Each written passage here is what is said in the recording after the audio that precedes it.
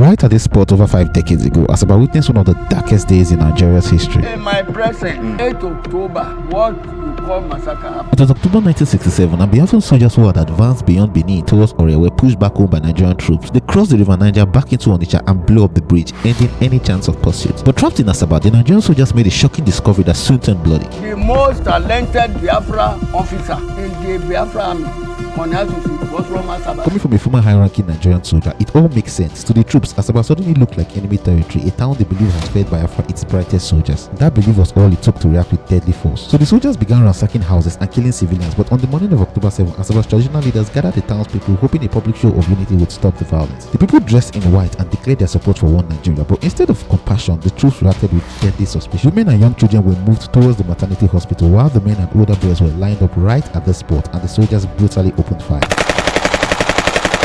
My battalion was not responsible for. If that action was taken, most 7 brigade soldiers would have been. The army claims Asaba people were killing their soldiers and they had no choice but to retaliate, but the truth on this ground says otherwise. The people were unarmed civilians, and what happened here wasn't self-defense. The Asaba Massacre Memorial Monument stands on Obuasawa Street in the Umunaje area of Asaba, just a few minutes from the busy Obogonogo market. These names on the monument are all that is left of the men and boys lost that day, and it makes you wonder how many of their stories will ever truly be remembered.